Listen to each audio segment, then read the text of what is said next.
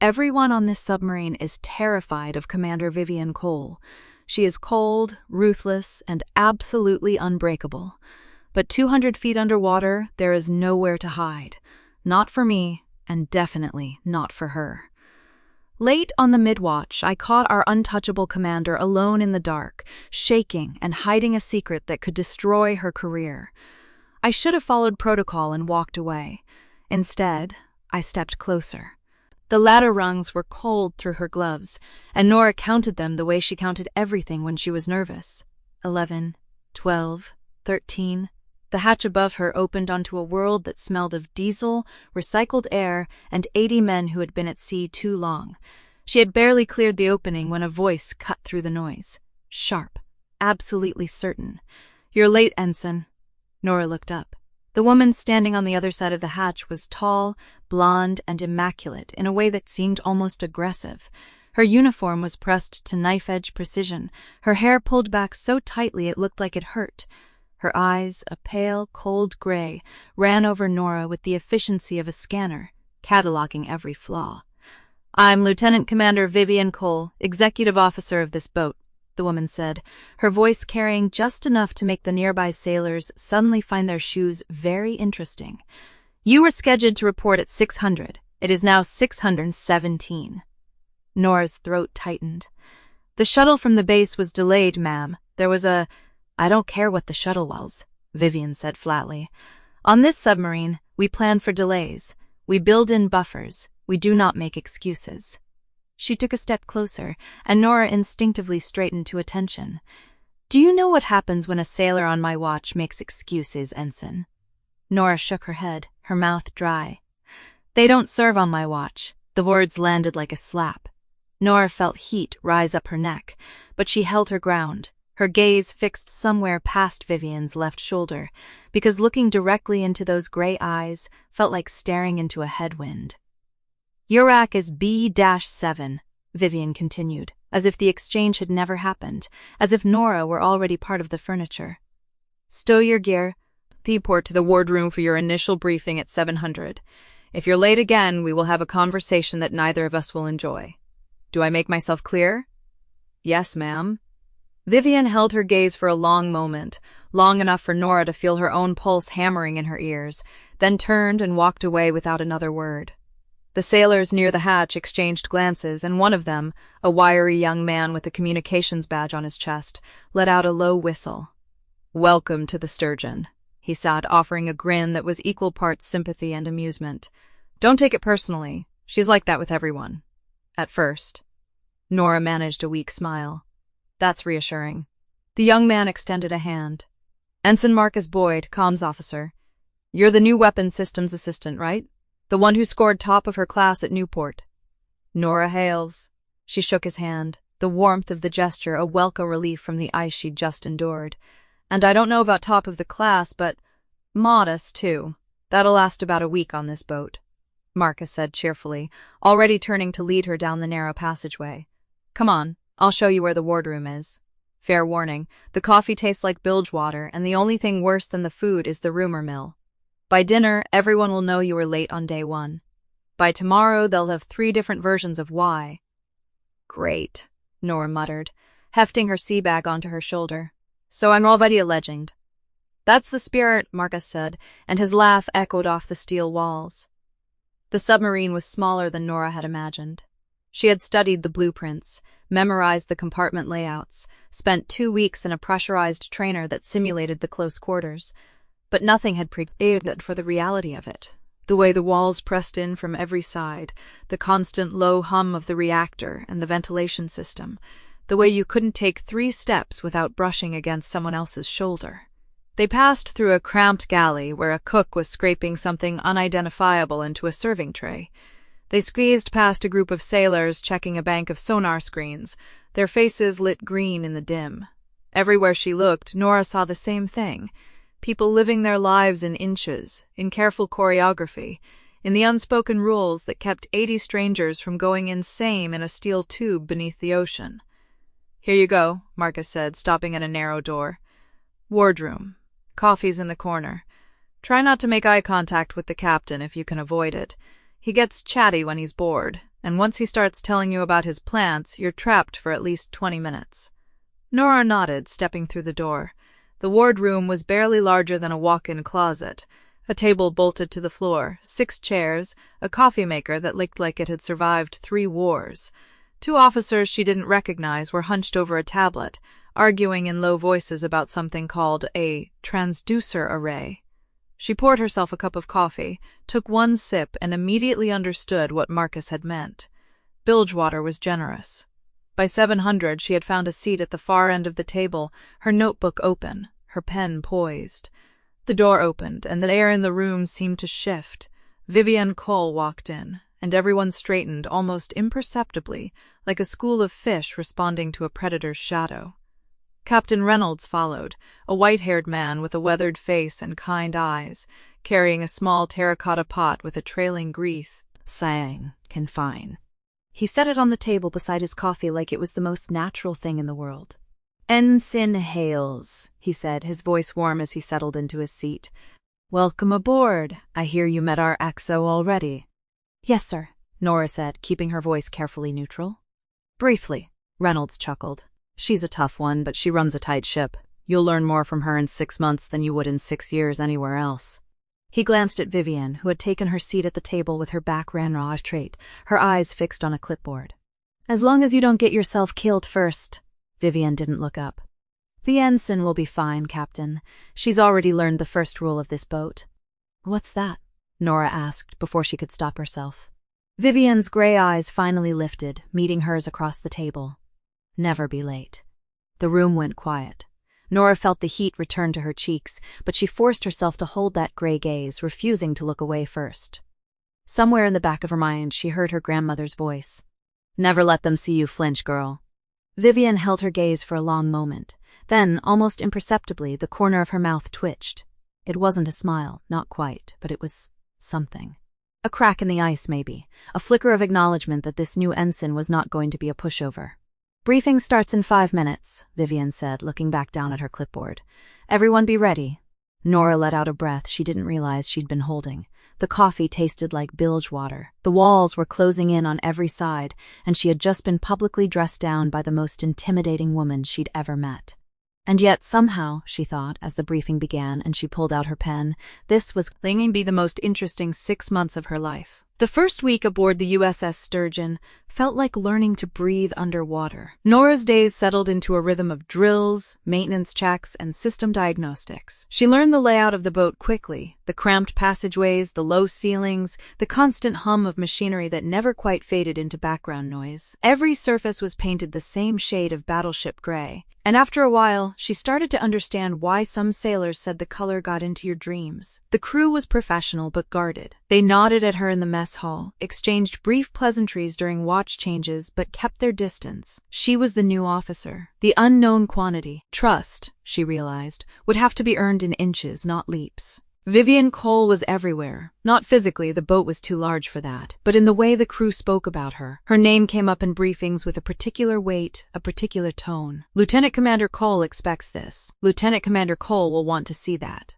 The standards she set were exacting, almost punishing, and the crew met them with a grim determination that Nora found both impressive and exhausting. She saw Vivienne at morning briefings, immaculate in her uniform, her blonde hair pulled back in a tight bun that looked like it had been measured with a ruler. Her voice was clipped, precise, betraying nothing. She reviewed Nora's diagnostic reports without comment, her pen moving in small, neat circles over any errors she found. "This calibration is off by 0.3%. Ensign Hales," she said on the 3rd day, sliding the report back across the table. "That's not acceptable on this boat." Nora looked at the number, then back at Vivienne's face.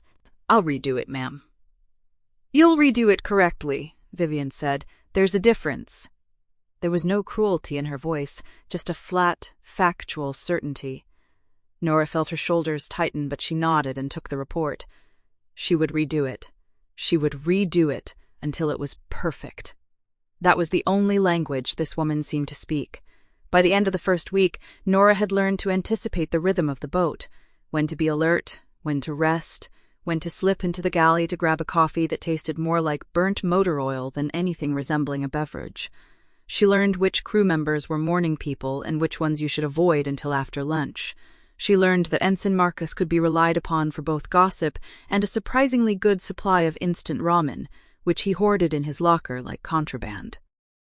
"You're doing fine," Marcus told her on the evening of day 6, sliding a packet of soy sauce across the mess table. "Cole's tough on everyone at first.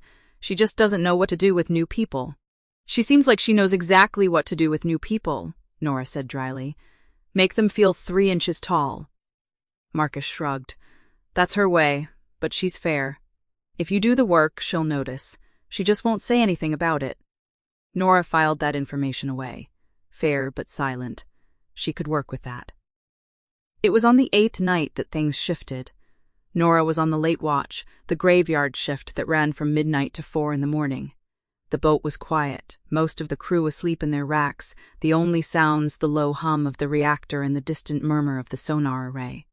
She was in the control room, running through the routine system checks, her pen moving slowly down the checklist as she tried to stay alert. And how around 2 in the morning, when she heard it, a sound that didn't belong. A soft, rhythmic tapping, coming from the passageway just outside the control room. She set down her pen and listened. Tap, tap, tap, tap, tap, tap, tap, tap, tap. It was a pattern, deliberate and repetitive. She rose from her seat and moved toward the doorway, keeping her footsteps quiet out of habit. The passageway was dimly lit, the emergency lights casting long shadows across the metal floor. And there she was. Vivienne Cole sat on a low bench near the hatch to the forward berthing, her back against the bulkhead, her eyes closed. Her hands were resting on her knees and her fingers were moving, tapping out a rhythm against the fabric of her uniform. Tap, tap, tap, tap, tap, tap, tap, tap. Nora froze in the doorway. The woman who commanded this boat with iron discipline, who delivered corrections with surgical precision, who never showed a flicker of uncertainty. She was sitting alone in the dark, tapping out what sounded like the opening bars of a piece of classical music. Something slow and sad and achingly familiar. The moon? No. The first movement of the Moonlight Sonata. Nora recognized it from years of listening to her grandmother play it on an old upright piano in the living room of her childhood home. She stood there for a long moment, watching. Vivienne didn't move, didn't open her eyes. She just sat there, tapping out that slow, sad melody against her own knees, her face unguarded in a way Nora had never seen. The hard lines were still there, but they looked different in the dim light. Less like armor, more like exhaustion. Nora took a half step back, meaning to retreat to the control room, to pretend she hadn't seen anything. But her foot scuffed against the metal floor and the sound was louder than she expected in the silence. Vivienne's eyes snapped open. For one brief second, something passed across her face, something raw and unguarded, like a wound being touched. Then it was gone, replaced by the familiar mask of composure. Her hands stilled on her knees. "Ensign Hales," she said, her voice flat. "You should be at your post." "I was checking the passageway," Nora said, which was true. "I heard a sound." "The boat makes sounds. You'll learn to distinguish them." Vivienne rose from the bench, smoothing her uniform with quick, precise movements. "Return to your post, Ensign." Nora could have let it go. She could have nodded, turned around, and gone back to her checklist, but something made her pause. Something about the way Vivienne had been tapping that melody, so quietly, so alone. "That was the Moonlight Sonata," she said. "First movement." Vivienne's jaw tightened. "I don't know what I was talking about." "I do," Nora said quietly. "My grandmother used to play it. It was her favorite." For a long moment, Vivienne just looked at her. The silence stretched between them, thick and heavy, broken only by the ever-present hum of the submarine's machinery. Nora could see the war happening behind Vivienne's eyes, the instinct to shut down, to push away, to retreat behind the walls she'd built so carefully. But something else was there too, something that looked almost like surprise. "You should go back to your post," Vivienne said finally, her voice softer than Nora had heard it. Not warm, exactly, but less sharp, less armored. Nora nodded. "Good night, Commander." She turned and walked back toward the control room, her heart beating a little faster than it should have. Behind her she heard the soft sound of footsteps moving away down the passageway. She didn't love how they came back. When she sat down at her station, her hands were steady, but she couldn't quite shake the image of Vivienne Cole sitting alone in the dim light, tapping out a sad melody against her own knees. The woman who never showed weakness, who demanded perfection from everyone around her, who seemed made of steel and discipline. She had seen something else tonight, a crack in the armor, a glimpse of something human underneath. Nora picked up her pen and went back to her checklist, but her mind kept drifting back to that moment in the passageway, to the soft, repetitive tapping, to the look in Vivienne's eyes when she'd been caught. It was a secret, she realized, a small, private thing that Vivienne had never intended for anyone to see. And now Nora was carrying it with her, a tiny piece of the commander's hidden self. She didn't know what to do with it. She only knew that she couldn't forget it. And somewhere in the back of her mind, she thought she understood why Vivienne had chosen that particular piece of music to tap out in the dark. The Moonlight Sonata was a piece about loneliness, about longing, about something beautiful that was just out of reach. Nora had never thought of Vivienne Cole as someone who might understand those things, but now, sitting in the quiet control room with the submarine humming around her, she wasn't so sure.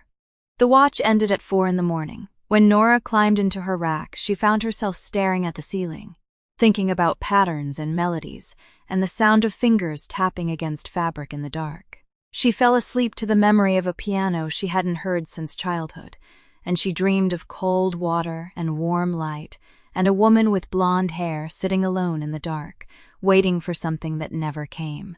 The first cold thing Nora noticed was that Vivienne wasn't in the wardroom at breakfast. That was unusual. The executive officer was always the first one in line, coffee in hand, clipboard under her arm, barking out the day's priorities before most of the crew had even blinked themselves awake. But on the 9th day of the deployment, the chair at the head of the table sat empty. Nora pushed her tray across the metal counter and tried not to look at it. She told herself it was none of her business. The XO was probably in her stateroom doing paperwork, or on the bridge, or anywhere else on the submarine that wasn't the wardroom. It wasn't Nora's place to wonder where she was, and it definitely wasn't her place to care. She sat down across from Marcus, who was already halfway through a plate of scrambled eggs, and pretended to study her own tray with intense interest. "You look like you're solving a math problem," Marcus said, mouth half full. "I'm not doing anything. You staring at that toast like it owes you money." Nora forced herself to look up. "Where's the XO?" Marcus raised an eyebrow, which on him was a dramatic gesture involving his entire forehead. "Since when do you ask about the XO?" "Since she's not here." "That's weird." "It's not weird. She's probably doing divisional inspections. Or hiding from the captain. Or both." Marcus shrugged and went back to his eggs. "The woman's allowed to sleep in once in a while. She's still human, believe it or not." Nora didn't answer. She ate her toast, drank her juice, and tried very hard not to think about the fact that she had seen Vivienne Cole alone in the dark less than 24 hours ago, tapping out a melody she should not have been able to name. The morning passed in a blur of maintenance checks and training drills. Nora faked through her duties on autopilot, her hands steady even as her mind kept circling back to the same question. Where was Vivienne? She found part of the answer at 1100 hours. When she went to the auxiliary machinery room to sign off on a routine equipment inspection. Vivienne was there, crouched beside a pump housing, with her back to the door, her shoulders tight under the fabric of her uniform shirt. She was wearing her glasses, the pair she only used for close-up technical work, and she was running a flashlight over a bundle of cables with a concentration that looked almost painful. Nora stopped in the doorway. She should have announced herself. Protocol demanded that she announce herself, but something in the set of Vivienne's shoulders made her hesitate. The XO reached across the pump housing to check a valve, and that was when Nora saw it. A flicker of something that made Vivienne's jaw clench, a subtle shift of weight, a sharp intake of breath that she tried to hide by clearing her throat. Vivienne's left hand came up to press against her ribcage, just for a second, just long enough for Nora to see the movement before it was tucked away again. "Ensign," Vivienne said without turning around. "Either come in or close the door, but don't have." Nora stepped forward. "Sorry, ma'am. You were just staring." Vivienne straightened up, and for a moment her face was perfectly neutral. Then she reached for a clipboard on the shelf beside her, and her jaw tightened again. She didn't wince. She didn't make a sound, but Nora saw the way her fingers curled around the edge of the clipboard, white-knuckled. "I'm fine," Vivienne said before Nora could ask. "The pump needs a new gasket. I'll have engineering handle it this afternoon. You can go." "Yes, map." Nora left. She walked back down the passageway with her heart beating a little too fast, and she told herself that it was nothing. People got hurt on submarines all the time. They pulled muscles in tight spaces, they banged their elbows on bulkheads, they slept wrong in their racks. It was probably nothing. But she couldn't shake the image of Vivienne's hand pressing against her ribs, the careful way she moved, as if every breath cost her something. Nora kept an eye on the XO for the rest of the day. She was subtle about it, or she thought she was. She made sure to be in the passageway when Vivienne walked through, just to see how she carried herself. She watched the way Vivienne moved through the control room during the afternoon shift, sharp and efficient and utterly composed. She also noticed that Vivienne skipped the afternoon meal, and that she walked slower on the left side, and that when she thought no one was looking, she leaned one hand against the bulkhead in the corridor for just a moment, as if to steady herself. Nora didn't say anything. She didn't ask questions. But when the evening watch change came around, she made a decision. The logbook for the secondary water treatment system was on Vivienne's desk. It was a tedious, time-consuming piece of paperwork that the XO did every third day, and it was the kind of task that made people's eyes glaze over. Nora had seen Vivienne working on it the night before, bent over the desk with a pen, her handwriting small and precise. So when the control room cleared out for the night watch, and Marcus was busy in the radio room and no one else was paying attention, Nora walked over to the XO station and picked up the logbook. She did it quickly, quietly. She flicked to the last page, found the blank rows waiting families for entries, and filled them in using the data from the monitoring console. She copied Vivienne's handwriting as best she could, a clean, efficient script that was close enough to pass muster at a glance. She didn't sign her name. She didn't leave a note. She just put the logbook back on the desk, exactly where it had been, and walked away. She told herself she was just being helpful. That was all. At midnight, Nora was in the passageway near the crew's mess, on her way to the head, when she saw Vivienne coming from the opposite direction. The XO was moving slower than usual, one hand resting lightly against the bulkhead, her face half in shadow. Nora stopped. "Ma'am?" Vivienne stopped too. For a moment, neither of them spoke. The submarine hummed around them, the sound of water and machinery and the constant heartbeat of the vessel.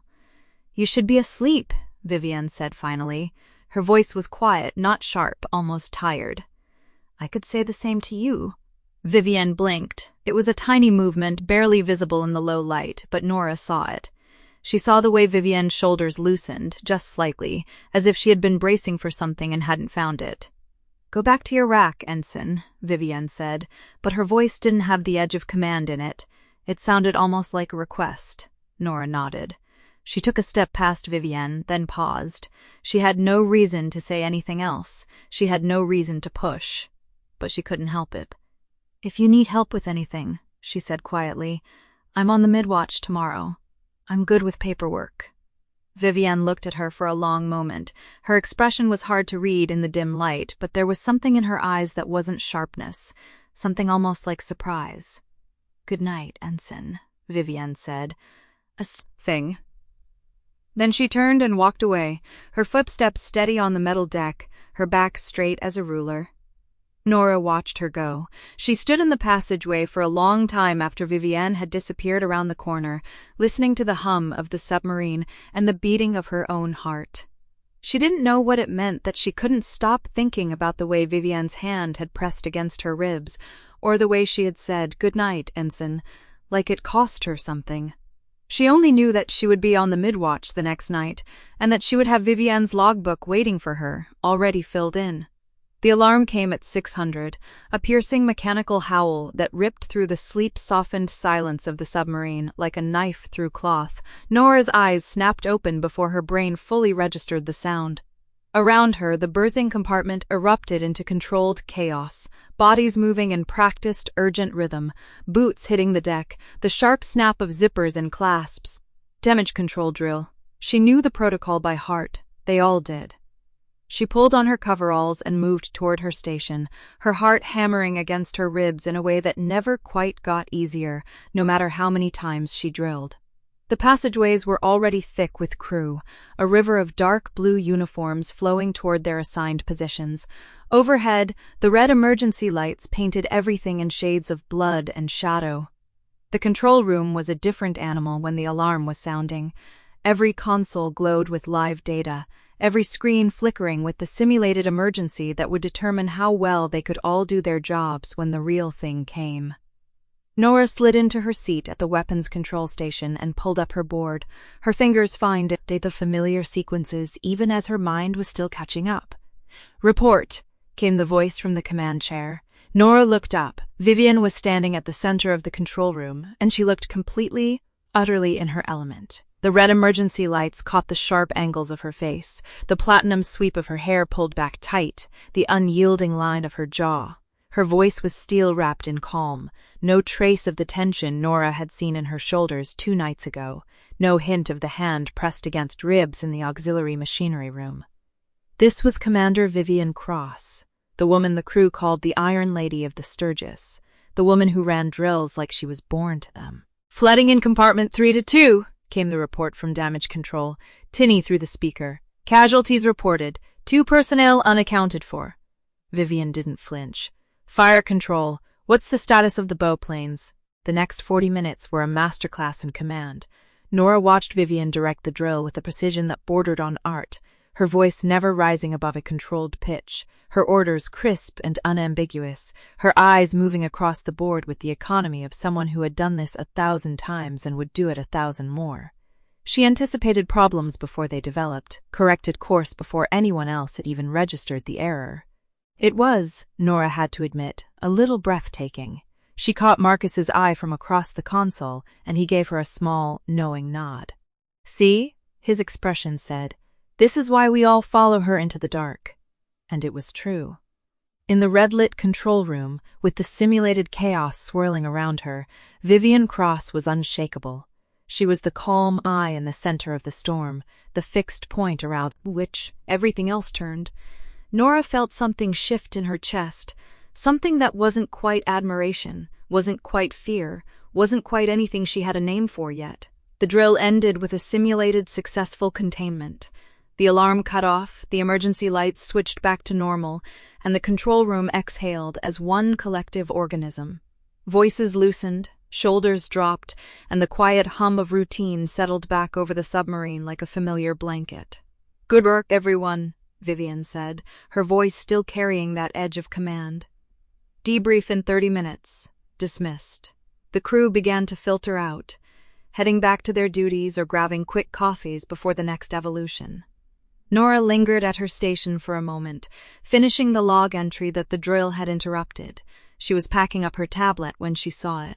Vivienne, standing at the far corner of the control room, half hidden behind a bank of dark monitoring screens. She thought no one was watching. Her hands were steady now, but Nora saw the tremor that ran through her fingers as she reached for the edge of the console. A fine, barely perceptible shake, gone almost as quickly as it appeared. And then she pressed her palm flat against her side, fingers splaying over the same spot Nora had seen her touch in the auxiliary machinery room.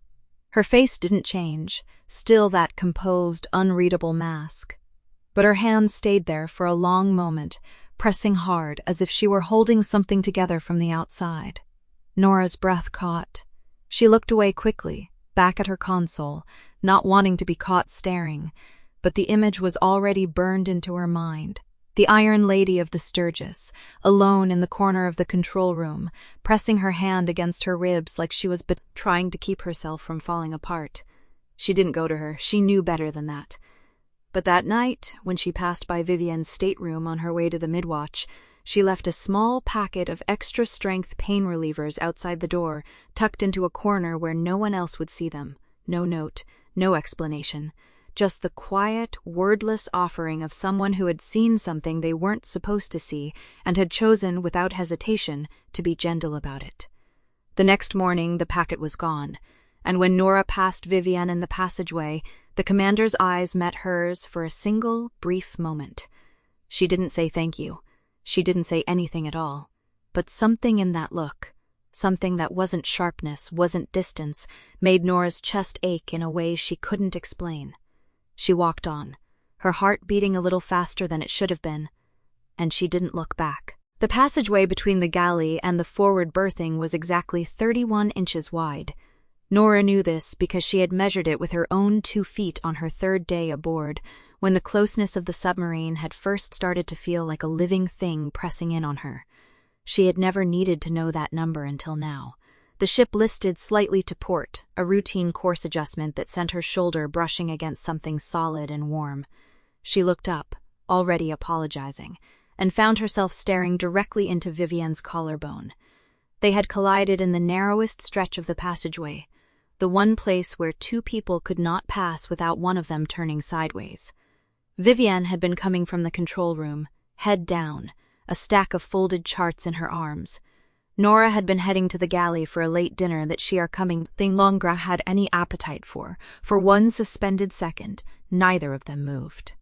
Nora could smell the faint, clean scent of the Navy-issue soap Vivienne used, undercut by something sharper, stress, maybe, or the lingering residue of the pain she was still pretending not to feel. She could see the tiny frayed thread on the collar of Vivienne's coveralls, the one place where the immaculate commander allowed a small imperfection to exist. "I'm sorry," Nora breathed, stepping back, but there was nowhere to step back to. Her spine met the cold steel of the bulkhead. Vivienne didn't move. Her eyes, gray-blue in the dim passageway light, dropped to Nora's face with an expression that wasn't quite readable. She was close enough that Nora could see the faint lines at the corners of her eyes, the ones that only appeared when she was tired. "You're off duty," Vivienne said. Her voice was quiet, stripped of its usual command edge. "Why are you still awake?" Nora's mouth opened to closed. She had not expected a question. She had expected a curt dismissal, a clipped order to move aside, the usual armor of rank and distance that Vivienne wore like a second skin. "I couldn't sleep," she admitted. "The coffee I had during the mid-watch was a mistake." Something flickered in Vivienne's eyes, not quite amusement, but close enough that Nora almost missed it. "You know there's decaf in the galley." "I know, but it tastes like regret." The corner of Vivienne's mouth twitched. It was the smallest movement Nora had ever seen on that disciplined face, and it hit her like a punch to the sternum. Then the ship listed again, and Vivienne's weight shifted unexpectedly. Her hand shot out to brace against the bulk wall, inches from Nora's shoulder, and Nora saw her jaw clench against a spike of pistol. The second that she couldn't quite hide the old injury, the one Nora had seen her touch after the drill, the one that had driven Nora to leave that packet of pain relievers outside her doorway 3 nights ago. "Commander?" Nora said, her voice coming out steadier than she felt.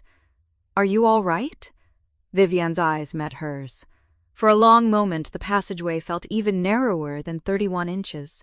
The air between them seemed to thicken, charged with something neither of them was willing to name. "I'm fine," Vivienne said, but she didn't pull her hand away from the bulkhead. She didn't straighten. She just stood there, breathing slowly and deliberately through what was clearly a wave of pain, and Nora understood that this was as close to vulnerability as this woman ever allowed herself to come. Nora didn't reach for her. She didn't offer help. She simply stood still, giving Vivienne the space to collect herself without the humiliation of being seen falling apart. After a long moment, Vivienne straightened. Her hand came away from the bulkhead. She looked at Nora with an expression that had softened just slightly at the edges. "You should eat something," she said. "The galley closes in 10 minutes.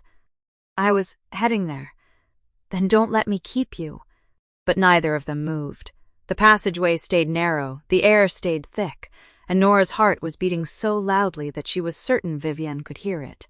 The mid-watch was quiet. The control room hummed with the low, constant thrum of the submarine systems, the heartbeat of the steel beast that carried them all through the black water. Nora sat at the auxiliary console, going through the systems check with the mechanical efficiency of someone who had done it 100 times before.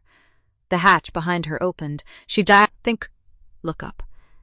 Visitors to the control room during the mid-watch were rare but not unheard of, until the footsteps stopped directly behind her chair. She turned.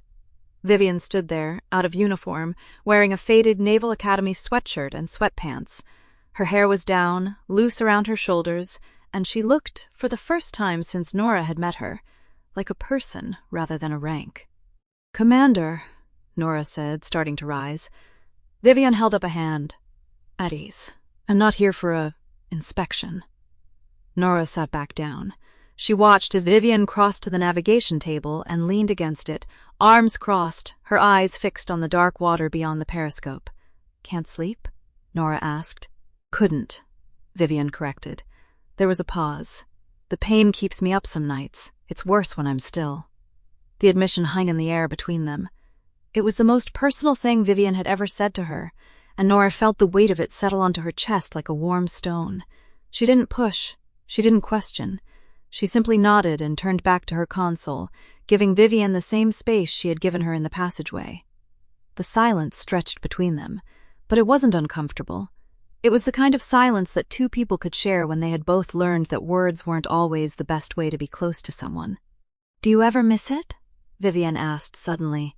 "The surface, the sky, the feeling of not being surrounded by steel on every side." Nora considered the question. "I miss the stars," she said quietly. "On my last deployment, I used to go up on deck during the night watches, just to look at them. There's something about the sky over open water. It makes you feel small, but in a good way. Like all your problems are just as small as you there." Vivienne was quiet for a long moment. When she spoke again, her voice was softer than Nora had ever heard it. "5 years ago, I would have said the same thing. And now?" A pause. "Now I'm not sure I remember what it feels like to feel small. In a good way." The words landed in Nora's chest with a weight she hadn't expected. She turned to look at Vivienne, and for the first time, she saw something in the commander's eyes, a crack in the armor, a sliver of something raw and unguarded. "What happened?" Nora asked quietly. It wasn't a demand, it was an invitation, offered with the same gentleness that Vivienne had accepted from her 3 nights ago. Vivienne's jaw tightened. She looked away, her gaze dropping to the deck. "That's a long story," she said, "and not one I tell at 3 in the morning." Nora nodded. She didn't push. She had learned that pushing only made people build higher walls. But as she turned back to her console, she felt Vivienne's eyes on her, a warm, searching presence that lingered even after the commander turned and left the control room without another word. The hatch closed behind her. The hum of the submarine filled the silence, and Nora sat very still, her hands resting on the console, her heart pounding with the quiet understanding that something between them had shifted, something that neither of them had words for yet. She didn't sleep that night, but she also didn't stop thinking about the way Vivienne had looked at her, like she was seeing her for the first time. It scared her. It thrilled her. It made her feel like the stars she missed so much had somehow found a way to reach her, even here, even in the dark. The rumors started in the mess hall on a Tuesday morning, the way most submarine rumors do. Quiet, persistent, and impossible to trace to a single source. Nora was standing in line for coffee when she heard it. 2 enlisted men ahead of her, their voices low, their eyes fixed on the floor. "Did you hear about the XO and the new weapons officer?" Apparently they were alone in the control room at 200 the other night, just the 2 of them, talking. Nora's hand tightened around her mug. She didn't move. She didn't react. She simply stood there, listening, her face carefully blank. "Come on, man, that's just Marcus being Marcus. He talks to everyone. I'm just saying what I heard. The old man's not happy about it. You know how he is about fraternization on board." The line shuffled forward. Nora reached the coffee urn and filled her mug with steady hands. She didn't look at the 2 men. She didn't look at anyone. She just carried her coffee to the corner table and sat down, her breakfast untouched in front of her. She told herself it didn't matter. People talked. That was what happened when you put 60 people in a steel tube for months at a time. It was boredom and rumor and nothing more. But the words followed her through the day like a leak in the hull. Small at first, barely noticeable, but growing with every hour. The first sign of trouble came at 1,300 hours, during the mid-watch turnover. Nora was in the passageway outside the control room when she saw Captain Reynolds emerge from the XO's stateroom. His face was unreadable, the way it always was, but his jaw was set in a way that made Nora's stomach tighten. Behind him, the door to Vivienne's stateroom was closed. It had been closed all morning. Nora stepped aside to let the captain pass. He paused for half a second, his eyes flicking to her name tape, then to her face. "Ensign Reyes," he said. Not a question, an acknowledgement. "Sir." He nodded once and continued down the passageway. Nora watched him go, her heart beating a little too fast. She didn't know what had been said behind that closed door. She didn't know if it had anything to do with her, but she had a feeling, and the feeling sat in her chest like a stone. Vivienne didn't come to the control room that afternoon. This was unusual. The XO was always in the control room during the afternoon watch. It was one of the few constants of life aboard the Sturgeon, as reliable as the hum of the reactor or the rhythm of the sea. Nora found herself glancing at the empty chair behind the command console, waiting for the familiar sound of Vivienne's voice, the crisp authority that usually filled the space. It didn't come. Instead, Lieutenant Commander Hayes ran the afternoon watch. He was competent, efficient, and completely impersonal. He didn't look at Nora any differently than he looked at anyone else. He didn't acknowledge that anything was wrong. But the absence of Vivienne filled the room like a physical thing. Nora couldn't stop noticing the empty chair. She couldn't stop listening for footsteps that never came. At 1700, her shift ended. She should have gone to the mess hall. She should have eaten dinner, reviewed her notes for the next watch, done the 1,000 small tasks that filled the spaces between duty hours. Instead, she found herself walking toward the XO's stateroom. She didn't have a reason. She didn't have an excuse. She just wanted to see Vivienne, to check on her, to make sure that whatever had happened that morning hadn't broken something she didn't even have a name for yet. She raised her hand to knock. The door opened before she could. Vivienne stood in the doorway, her uniform immaculate, her face perfectly composed. She looked up. "Think on in turn, I am my social media. Think on the other day." They stepped past her, into the passageway, without a word. "Commander," Nora said. Her voice came out smaller than she intended. Vivienne stopped. She didn't turn around. "And then," she said, flat, formal, the same voice she used with every other officer on board. Nora felt the word land like a slap. She opened her mouth to say something, anything, but Vivienne was already walking away, her footsteps echoing down the passageway, leaving Nora standing alone in front of the closed door. That night, Nora didn't go to the control room for her usual extra time. She didn't know why she made that choice. Maybe it was pride. Maybe it was hurt. Maybe it was the fear that if she showed up and found the room empty, she wouldn't be able to pretend it didn't matter. She sat in her bunk instead, her journal open on her lap, her pen moving across the page in small, tight loops. She wrote about the sea. She wrote about the pressure of the deep, how it could crush a person without them even realizing it. She wrote about the way the hull creaked and groaned under the weight of the ocean, and how she sometimes imagined those sounds were the submarine talking, telling them secrets they couldn't understand.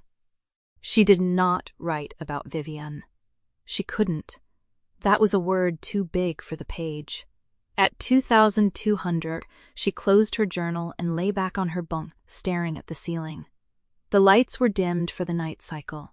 The submarine hummed its steady, endless song. She had just started to drift toward sleep when she heard it.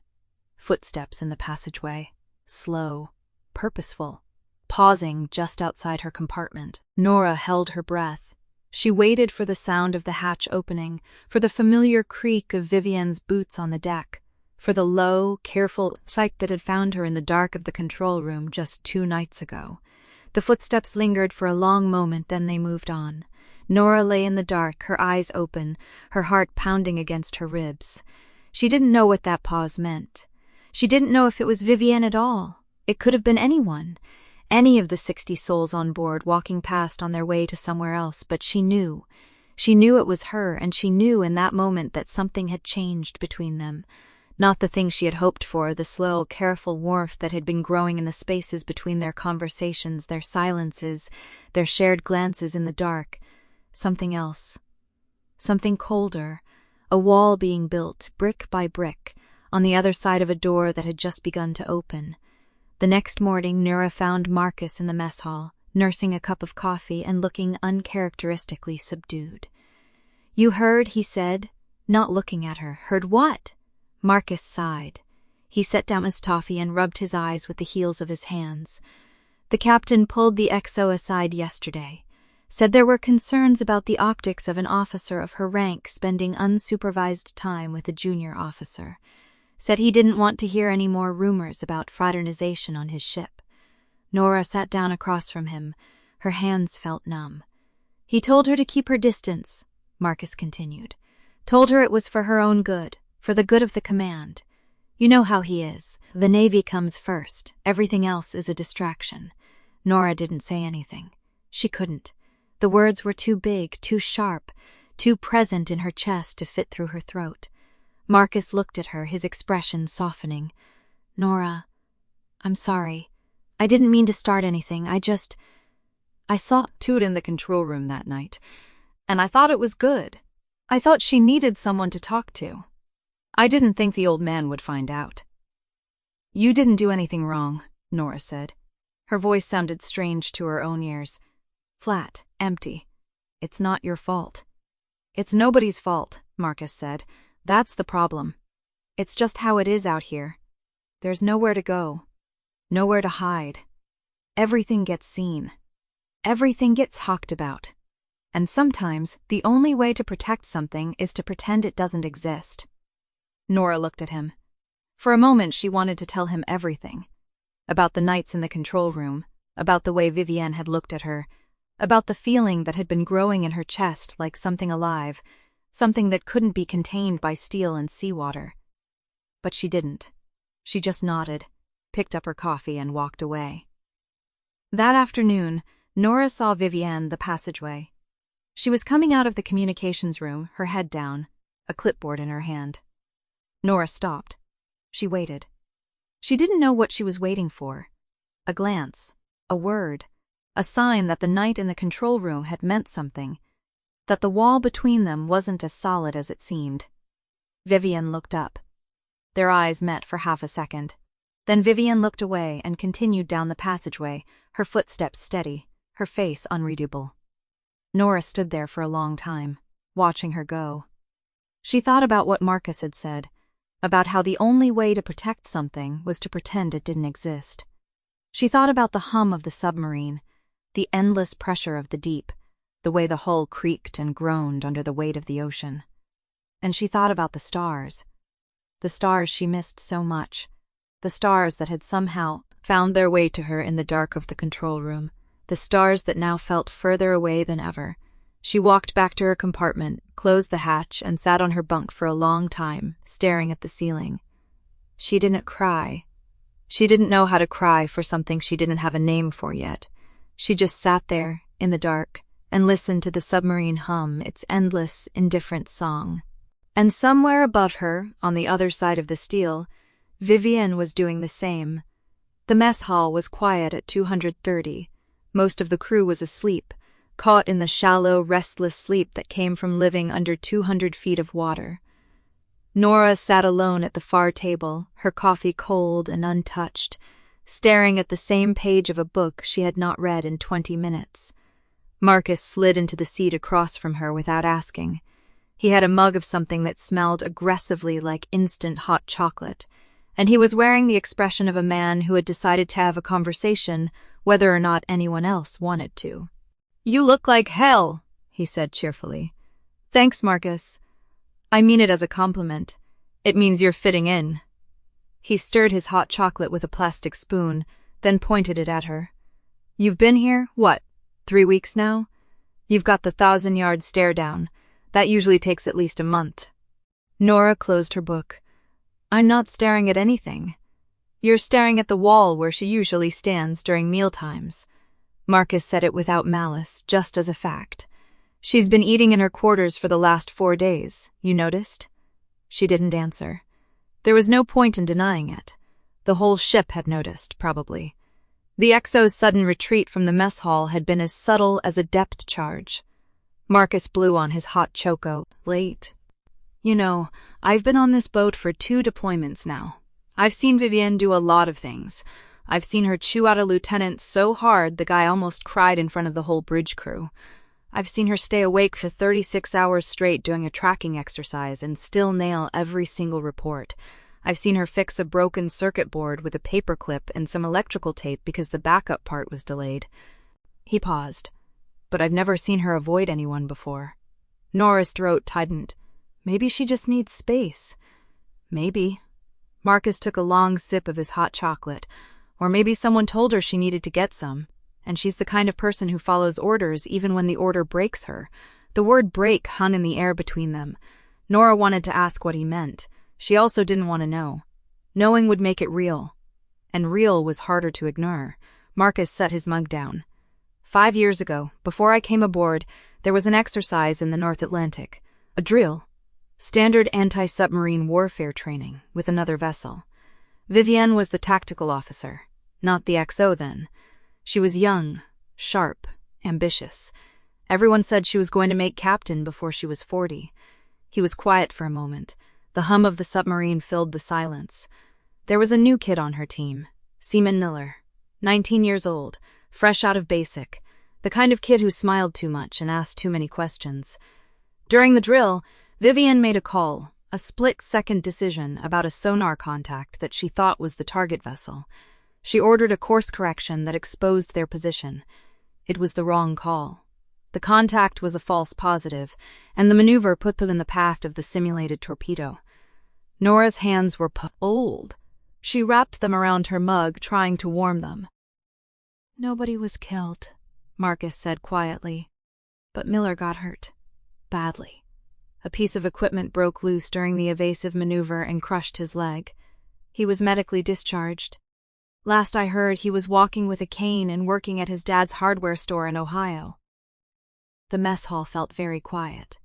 The fluorescent lights hummed. Vivienne never forgave herself.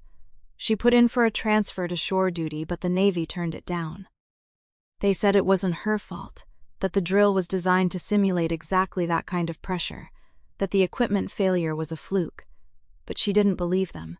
She's been carrying it ever since. Marcus looked at her, and there was something gentle in his face. "That's why she's so hard on everyone. Why she's so hard on herself. She thinks if she can be perfect enough, she'll never make a mistake like that again. She thinks being perfect means no one else gets hurt." Nora sat very still.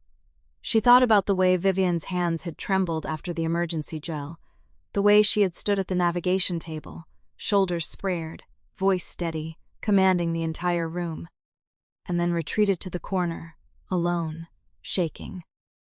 She thought about the way Vivienne had said, "I don't need anyone to worry about me," that night in the control room, like it was a shield she had built so thick that even she couldn't feel the weight of it anymore. "She's not perfect," Nora said quietly. "Nobody is." "No," Marcus agreed. "But she's never had anyone tell her that it's okay." He finished his hot chocolate and stood up. "I'm not saying you should do anything about it. I'm just saying, the fact that she's avoiding you, that's not because she doesn't care. It's because she cares too much. And she doesn't know what to do with it." He left the mug in the sink and headed for the hatch. At the doorway, he paused. "Oh, and Nora? She's been walking past your compartment at night, around 100, every night since the captain talked to her. She stops for about 10 seconds, then she walks away." He was gone before she could respond. Nora sat alone in the mess hall for a long time, listening to the hum of the submarine, feeling the weight of what Marcus had told her settle into her chest like a stone. She thought about Vivienne standing outside her door in the dark, stopping, hesitating, walking away. She thought about the 19-year-old kid with the crushed leg and the dad's hardware store in Ohio. She thought about the weight of 5 years of guilt carried alone in a steel tube under the ocean, with nowhere to put it down. She didn't go to find Vivienne. She didn't knock on her door. She didn't try to say the right thing, because there was no right thing to say. Instead, she did the only thing she knew how to do. She went back to her compartment, opened the small drawer where she kept her tea bags, and took out the one she had been saving for a special occasion, a chamomile blend she had bought at a port stop in Hawaii months ago, before everything. She wrote a message on a small piece of paper in careful, neat handwriting. Then she folded it around the tea bag, walked to the small alcove outside the control room where the crew kept their personal mugs, and placed it next to Vivienne's. Then she walked back to her compartment, closed the hatch, and lay on her bunk staring at the ceiling. She didn't know if Vivienne would see it. She didn't know if she would drink the tea, or throw it away, or pretend she hadn't noticed it at all. But she knew that tomorrow, and the day after, and the day after that, she would leave another one. Not because she expected anything in return, not because she wanted Vivienne to change her mind about the distance between them, but because she had learned, in the 3 weeks she had been on this submarine, that some things were worth saying even if they were never answered. And because the stars were still there even when you couldn't see them. She closed her eyes and let the hum of the submarine carry her into a shallow, restless sleep. The alarm came at 3:47. Nora was 2 hours into her watch, the control room dim and quiet around her, when the klaxon split the silence like a blade. Red lights flooded the compartment, painting every face in harsh crimson, and the calm hum of the submarine vanished beneath the rising tide of urgent voices. "Engineering report," Captain Reynolds's voice cut through the chaos, steady and hard. "Reactor coolant pressure trapping, sir. We've got a leak in the secondary loop. It's spreading faster than we can isolate it." Nora's hands moved on instinct. She began shutting down non-essential systems, routing power to the emergency backups, her fingers finding the right switches even as her heart hammered against her ribs. Around her, the crew snapped into motion with the precision of drilled response. But she could hear the undercurrent of fear in their voices. On a submarine, there was no running, no escape. You were either part of the solution or part of the problem, and there was nowhere to hide. "All hands, rig for reduced electrical load," Reynolds ordered. "Navigation, bring us to periscope depth. I want options." "Aye, sir." Nora looked up from her console just long enough to see Vivienne step into the control room. The XO moved with the same iron composite TK she always wore, her face impassive, her eyes scanning the compartment with quick, assessing precision. She didn't look at Nora, not once, but there was something different in the way she held her shoulders, something tight, something that made Nora's stomach clench with a worry she couldn't explain. "X-show, take tactical. I want a full status board in 5 minutes," Reynolds said. "Aye, Captain." Vivienne crossed to the tactical station, her boots silent on the deck plates. She pulled up the damage report, her eyes moving rapidly across the screen, and Nora watched her fingers begin to tap against the edge of the console in a rhythm she recognized. 3 notes. Pause. 3 notes. The first movement of the Moonlight Sonata. Nora looked away quickly, her cheeks warming as if she had been caught staring at something she shouldn't have seen. But the image stayed with her, burning behind her eyes. Vivienne was afraid. Not the way the junior officers were afraid with wide eyes and trembling hands, but afraid nonetheless, and hiding it behind that perfect, unbreakable mask. The next hour passed in a blur of orders and responses. The leak was finally isolated, but not before the submarine had lost one of its 2 main turbines. They could still run, still dive, still fight if they had to, but they were operating at reduced capacity, and every system on board was now running on borrowed time. "So I want a full damage assessment and a repair timeline," Reynolds said, rubbing his eyes, "and I want it before the watch changes." "Aye, Captain." The control room slowly emptied as the crisis downgraded from emergency to recovery. Nora stayed at her post, running through her own checklist, her hands moving automatically even as her mind replayed the last hour in fragments. The sans-souci, so think, in these the alarm. The red lights, the way Vivienne's fingers had tapped out that quiet, desperate rhythm.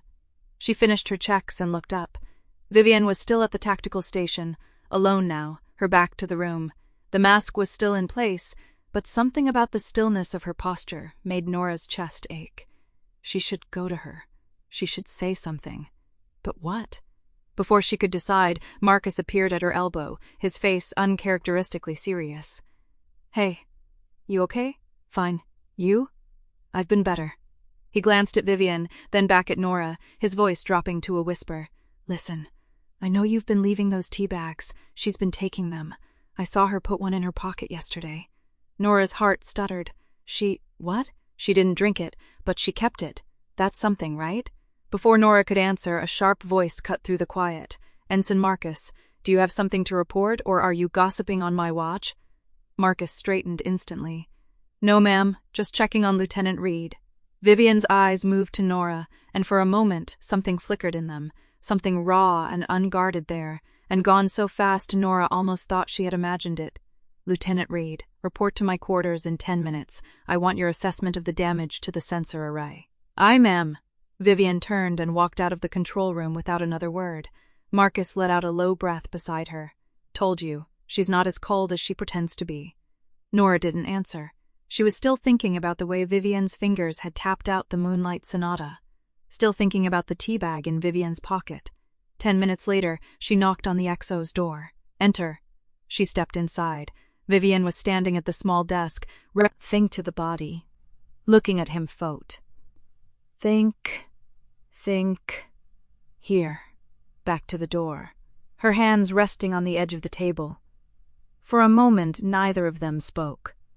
I wanted to ask about the sensor array, Nora said quietly, but I don't think that's why you called me here. Slowly, Vivienne turned. Her face was still composed, still perfectly controlled, but her eyes were dark with something Nora couldn't name. Why did you leave the tea? Vivienne asked. Her voice was low, almost flat. In the cup holder. With the note. Nora's breath caught. She had wondered if Vivienne would ever acknowledge it, had told herself it didn't matter, that she would keep leaving them regardless. You looked tired, she said simply. I thought it might help. Vivienne was silent for a long moment. Then, very quietly, she said, I don't know how to accept kindness. The words hung in the air between them, fragile and raw. Nora felt her throat tighten. You don't have to accept it, she said softly. You just have to let it be there. Something shifted in Vivienne's expression, a crack barely visible in the perfect surface of her mask. She opened her mouth to speak, but before the words could come, the klaxon screamed again. Red lights flooded the compartment. All hands! All hands! Fire in the auxiliary machinery room. Repeat! Fire in the auxiliary machinery room. Vivienne's face went pale. For just 1 second, Nora saw it. The terror beneath the mask, the memory of another emergency, another decision, another life lost. Then Vivienne was moving, her voice sharp and commanding. No trace of the woman who had just admitted she didn't know how to accept kindness. Lieutenant Reed, you're with me. Let's go. Nora followed her into the corridor, her heart pounding. The submarine was no longer just a machine, it was a trap, closing in around them. And so, whenever in the red-lit darkness, the past was rising to meet Vivienne again. Nora ran after her, the sound of the alarm like a heartbeat in her ears, and she knew, with a certainty that made her chest ache, that the next few hours would change everything. The auxiliary machinery room was a furnace of orange light and black smoke when they reached it.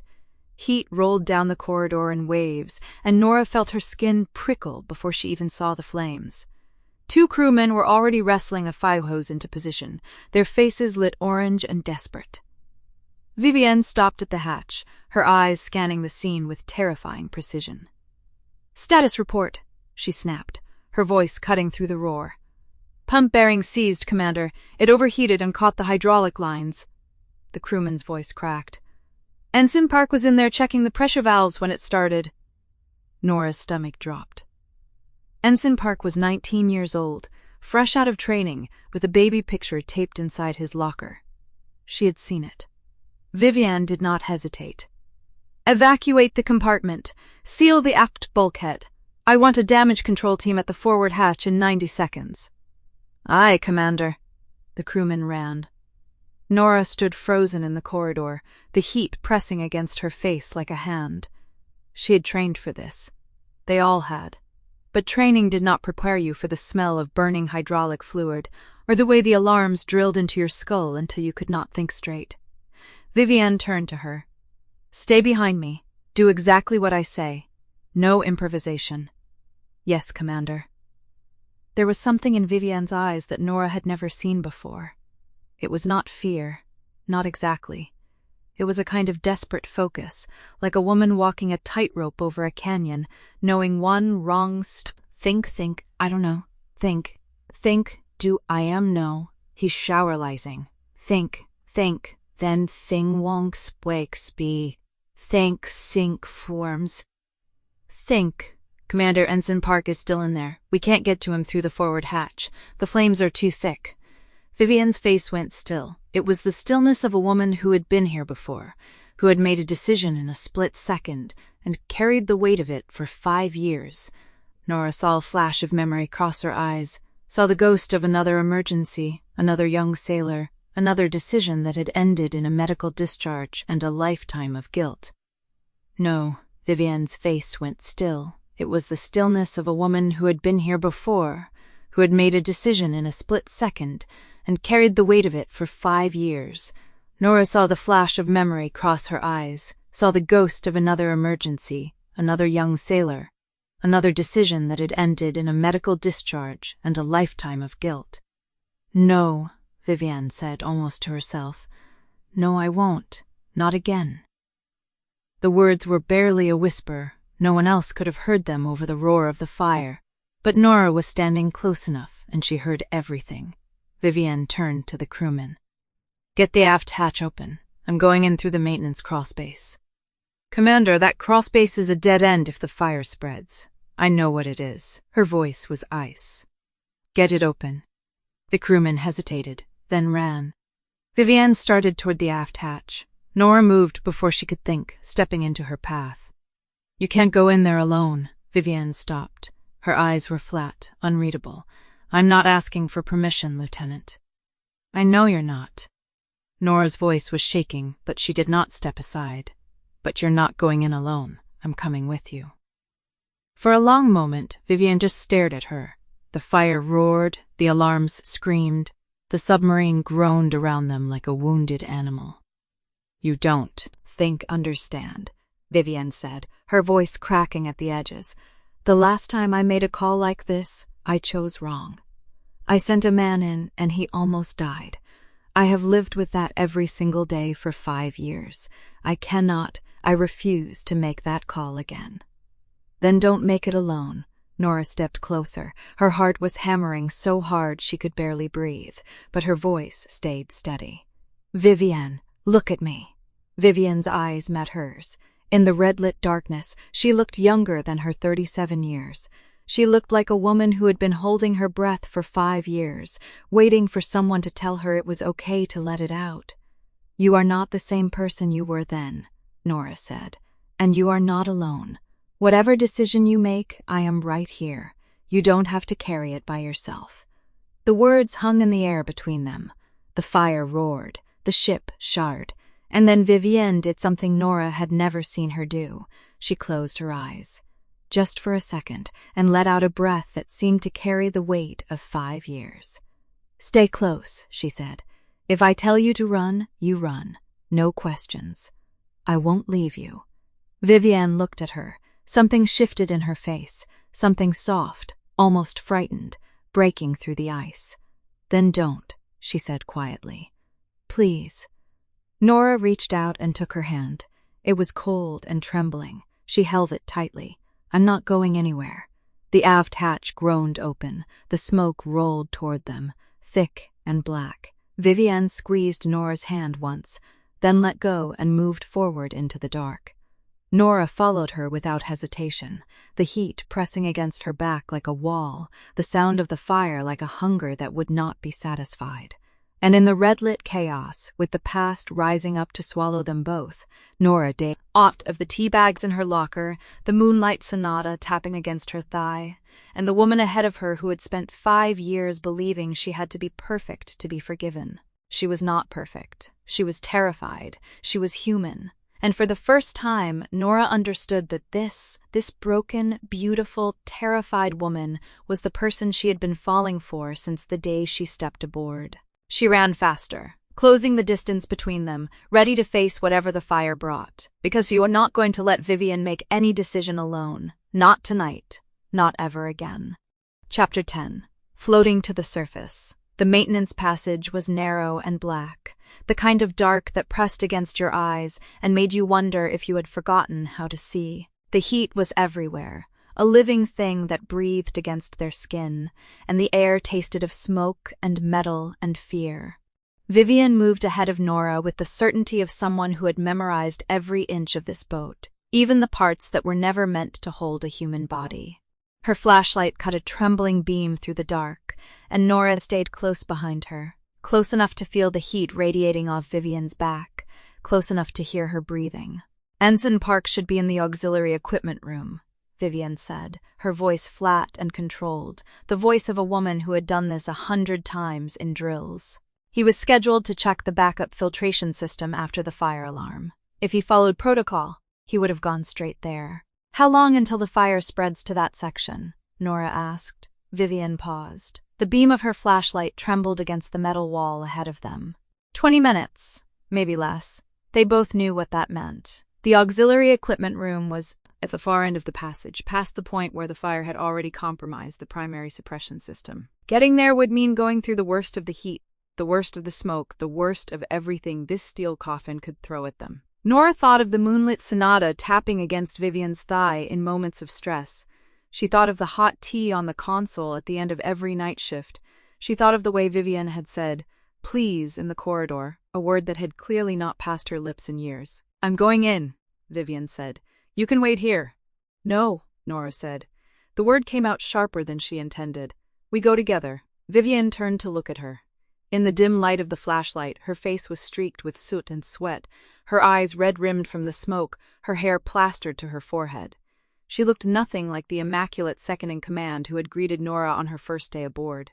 She looked like a woman who had been fighting for 5 years and was only now allowing someone to see how tired she was. "Nora," she said, and her voice cracked on the name. "If something happens in there, if I have to make a call, I can't. Then we make it together." Nora stepped forward until they were close enough to touch. She reached out and took Vivienne's hand, feeling the tremble in those fingers that had been so steady during the emergency drill, the fingers that had tapped out the moonlit sonata against her thigh in moments of unspoken stress. "I'm not leaving you. Not tonight. Not ever." For a moment, Vivienne just stared at her. Then her eyes filled with something that might have been tears, though she blinked them back before they could fall. "Okay," she said. "Together." They moved forward through the dark, hand in hand, and Nora felt something shift inside her chest. This was not the careful, measured dance of two people trying to figure out if the other felt the same. This was something older and more primal, the kind of trust that could not be faked or forced, the kind that had to be earned in fire and smoke and the small, terrible moments when everything could go wrong. The heat intensified as they moved deeper into the passage. Nora could feel her lungs burning with each breath, the smoke thickening until it was hard to see more than a few feet ahead. Vivienne coughed, a harsh, ragged sound that made Nora's chest ache, and she tightened her grip on the other woman's hand. "We're close," Vivienne said. "The auxiliary room is just past this junction." They rounded the corner and found the door. It was already open, and through the gap Nora could see a faint orange glow. The fire would reach this section faster than they had predicted. "Park?" Vivienne called out, her voice cutting through the roar of the flames. "Ensign Park, can you hear me?" There was a moment of silence. Then, from somewhere inside the room, a weak voice answered. I'm here. The door jammed. I couldn't." Vivienne turned to Nora. Her face was a mask of concentration, the face of a commander making a decision. But behind it, Nora saw the fear. The 5-year-old fear of making the wrong call, of sending someone into danger and watching them not come back. "He's trapped behind the equipment rack," Vivienne said. "The fire is between us and him. I need to get to him before it reaches the oxygen tanks stored at the back of the room." Nora understood. The oxygen tanks. If the fire reached them, the entire room would become an inferno, and they would have seconds to get out. It was exactly the kind of the decision Vivienne had been dreading for 5 years. "Then we go now," Nora said. "Together." Vivienne looked at her. For a long moment, neither of them moved. Then Vivienne squeezed her hand once, a gesture so small and so intimate that Nora felt it in her bones. "Okay," Vivienne said. "Together." They moved into the room, the heat washing over them like a wave, the smoke stinging their eyes. Vivienne moved with precision, her training taking over, her body knowing exactly what to do, even as her mind screamed at her to be careful, to be safe, to not make the same mistake twice. Nora stayed close behind her, watching her back, ready to catch her if she stumbled. They reached Ensign Park, who was wedged behind a fallen equipment rack, his face pale with fear and smoke inhalation. Vivienne crouched beside him and began working to free him, her movements quick and sure. "Get him out," she said to Nora. "I'll hold the rack." Nora grabbed Park's arm and pulled, feeling the young man's weight shift as he scrambled to free himself. The fire was getting closer now, the heat so intense that Nora could feel her skin prickling, her lungs screaming for clean air. "Go!" Vivienne shouted. "Get him out of here!" Nora dragged Park toward the door, her muscles burning, her vision swimming at the edges. She got him into the passage and turned back to see Vivienne following, her face blackened with smoke, her eyes wide and wild. And then the oxygen tanks went. The explosion was not loud. It was more like a great gust of air that threw them both forward, out of the room and into the passage, the heat roaring past them like a storm. Nora hit the metal floor hard, her head cracking against the steel, and for a moment the world went white. When her vision cleared, she was on her hands and knees. Think. Free. He's Hap. Clothing, her ears ringing. Someone was beside her, Vivienne, her hand on Nora's back, her voice hoarse and shaking. "Are you okay? Nora, are you okay?" "I'm fine," Nora managed. "Park, he's safe. He's out." The fire suppression system kicked in. "It's contained." Vivienne's voice was trembling, and when Nora looked up, she saw that the other woman was crying, tears cutting clean lines through the soot on her cheeks, her shoulders shaking with the force of emotions held back for far too long. "I made a call," Vivienne said, her voice breaking, "and no one died. I made a call, and no one died." Nora reached out and pulled her into an embrace, feeling the other woman's body shake against hers. "You made the right call," she said. "You were amazing." "Because you were there." Vivienne's voice was muffled against Nora's shoulder. "Because I wasn't alone." They stayed like that for a long moment, wrapped in each other's arms on the floor of a smoke-filled passage, the fire crackling somewhere behind them, the crew's voices echoing from the distance. It was not the kind of moment either of them had imagined, but it was real, and it was theirs. The rest of the deployment passed in a blur of recovery and repair. The fire had been contained, Ensign Park had been treated for smoke inhalation and released, and the submarine had limped its way back toward Norfolk with a new, quieter rhythm between its two senior officers. Vivienne was different after that night. Not softer exactly. She still demanded precision, still ran a tight ship, still had a look that could make a junior officer reconsider their life choices. But there was a new ease to her, a willingness to let her guard down in the small moments. She started leaving the kettle in the mess ready for Nora's night shift. She started letting Marcus tell his terrible jokes without cutting him off. She even started humming in the control room, just under her breath, a melody that Nora recognized as the first movement of the Moonlight Sonata. And Nora? Nora stopped hiding. She stopped treating her feelings like something to be managed and contained. She let herself look at Vivienne across the mess table. She let herself laugh at her own terrible attempts to stay awake during the long night shifts. She let herself hope. The morning they surfaced off the coast of Virginia, the sunlight came pouring through the observation window in a way that felt almost violent after weeks of dim artificial light. Nora stood at the window, watching the gray-green water churn beneath a sky that was too bright, too blue, too full of possibility. She heard footsteps behind her. She did not need to turn around to know who it was. 6 months, Vivienne said, coming to stand beside her. "I didn't think I would survive it." "You did more than survive," Nora said. "You lived." Vivienne was quiet for a moment. Then she said, "I never thanked you for that night, for everything." "You don't need to thank me." "I want to." Vivienne turned to face her, and in the bright sunlight, she looked older and softer and more beautiful than Nora had ever seen her. "I spent 5 years believing I had to be perfect to be forgiven. And then you came along and showed me that I could just be human, that it was enough." Nora felt her eyes sting. "You were always enough, Vivienne. You just couldn't see it." Vivienne reached out and took her hand. The gesture was simple, natural, as if they had been doing it for years instead of weeks. "When we get back to port," Vivienne said, her voice low, almost shy. "I was wondering if you might want To get a cup of coffee with me, somewhere on land.